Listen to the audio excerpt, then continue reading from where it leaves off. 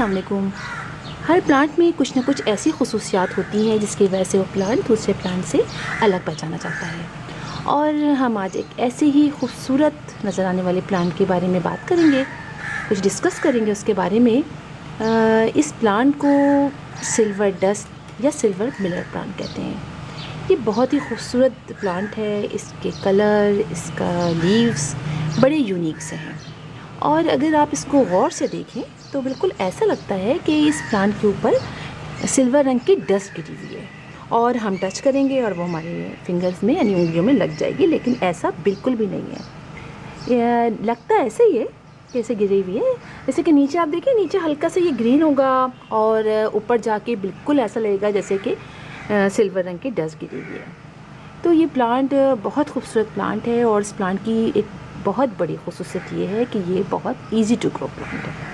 बस चंद बातें हैं इस प्लांट के बारे में, अगर हमें मालूम हो तो हम बहुत आसानी से इस प्लांट को अपने घर में ग्रो कर सकते हैं। सबसे पहली बात जो आप हमेशा याद रखें कि इस प्लांट के बारे में कि इस प्लांट को हम आउटडोर रखेंगे, ये इंडोर प्लांट नहीं है।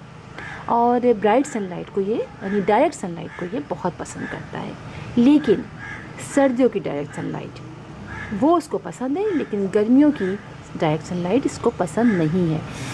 जैसे सर्दियां हैं तो हम इसको 3 से 4 घंटे अगर सनलाइट आ रही है डायरेक्ट सनलाइट में रखेंगे तो ये उसमें बहुत अच्छे तरीके से ग्रो करता है। लेकिन अगर गर्मियों की हम 3 से 4 घंटे की डायरेक्ट सनलाइट में इसको रख दिया तो ये बिल्कुल ख़त्म हो जाएगा। इसीलिए सुबह के टाइम की जो सूरज निकल रहा होता है ना, जब सुबह सुबह रोशनी होती है, सूरज निकलता है, तो उस वक्त अगर आप इसको रखेंगे डायरेक्ट सनलाइट में हार्डली 1 घंटा की डायरेक्ट सनलाइट सुबह सुबह की ये बर्दाश्त कर लेता है, उसमें अच्छा रहता है। लेकिन जैसे जैसे गर्मी बढ़ती जाती है, सूरज निकलता चला जाता है, तो उस वक्त ये सनलाइट जो है बर्दाश्त नहीं करता। बस आप इसको उस वक्त रखिए हल्की सी सनलाइट में। और अगर आप इंडोर रखना चाहते हैं तो आप किसी ऐसी विंडो के पास रखिए जहाँ पर ब्राइट सनलाइट आती हो और वहाँ ये बहुत अच्छे तरीके से ग्रो करेगा। दूसरी बात हम इस प्लांट की मैं आपको ये बताती हूँ कि इस प्लांट को इस सॉइल कैसी होनी चाहिए, बहुत वेल ड्रेन सॉइल होनी चाहिए। इसलिए कि अगर ज़्यादा पानी इसकी देर तक इसके सॉइल के अंदर रहता है तो ये इसकी जो रूट्स हैं वो ख़राब होना शुरू हो जाती हैं। तो अगर आप इसके लिए पॉट तैयार कर रहे हैं तो 50% आप सैंड रखिए, 25% अपनी घर की जो मिट्टी है वो रखिए और 25% गोबर की खाद रखिए। इस तरह की जो सॉइल तैयार होगी वो बहुत वेल ड्रेन सॉइल होगी। आप सैंड ले लीजिए, आप इसके अलावा सैंड नहीं है आपके पास तो आप बालू रेत ले लीजिए। तो इस तरह से आप इसका पॉट तैयार कीजिए। और पानी की अगर हम बात करें तो पानी इसके अंदर हमें इतना डालना है कि पानी खड़ा ना रहे, बहुत ज़्यादा पानी नहीं डालना है। हम देखें कि ऊपर से ये खुश्क हो गया है तो पानी डालें और पानी फ़ौरन फिर ड्रेन आउट हो जाना चाहिए।